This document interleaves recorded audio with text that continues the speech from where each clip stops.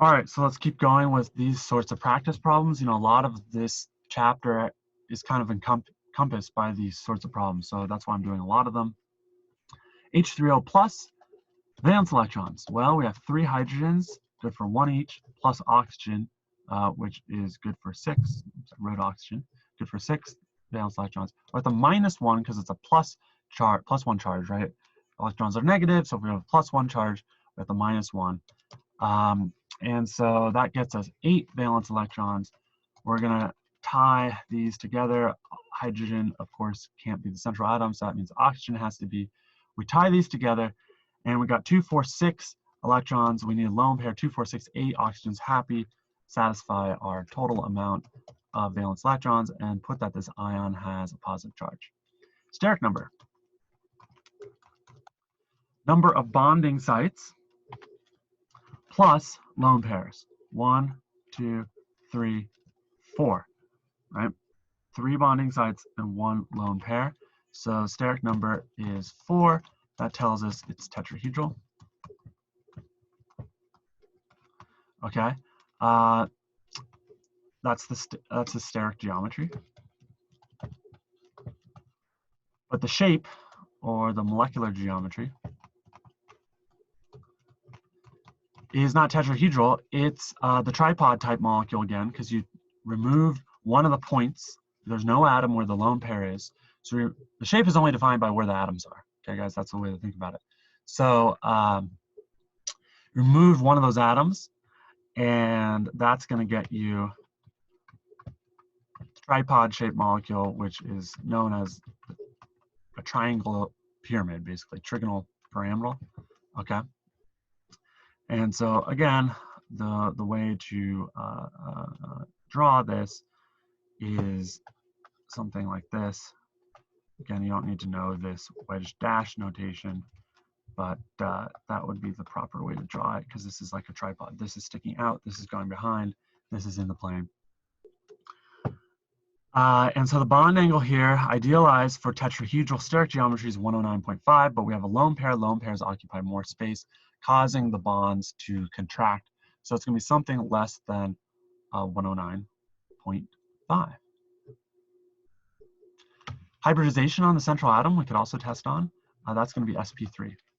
Where'd that come from? That just came from the steric number being 4, and we need 4 orbitals to mix there, 1s and 3 p's. Okay, here's a sort of interesting one. PO, which is polonium, a radioactive, but relatively stable molecule for being, atom for being radioactive. Polonium, named after Poland. Hexafluoride, naming rules, right? It's a covalent compound. Okay, so valence electrons. PO is, if you look on the periodic table, is in group 6. It's 2 away from the nearest noble gas, which would be radon for polonium's case. 6 plus 7 for fluorine. It's 1 away from the noble gas. It's a halogen. There's 6 of those. That gets us 42 plus 6. That's 48 valence electrons. Polonium's less electronegative than fluorine. Fluorine's the most electronegative element known. And so I'm going to tie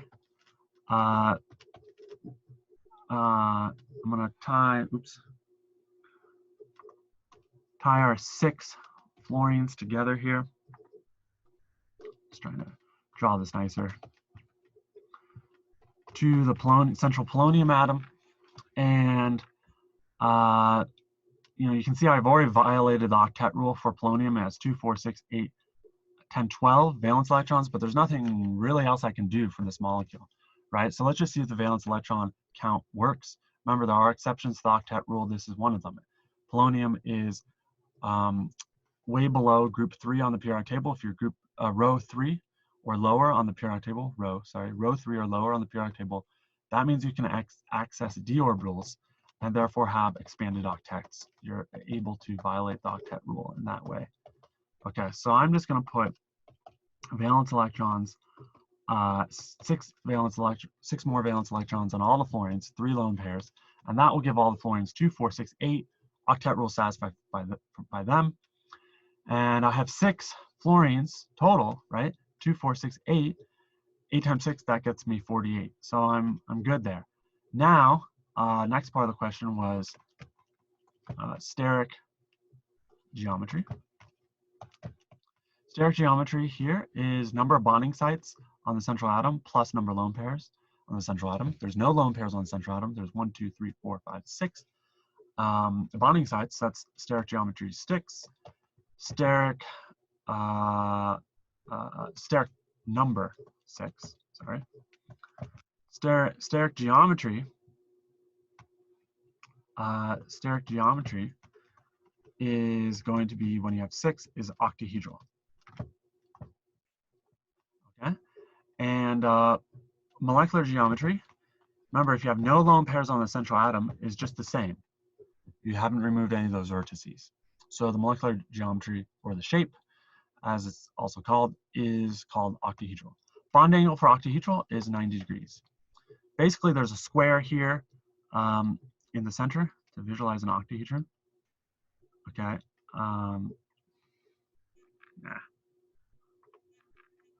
These are coming out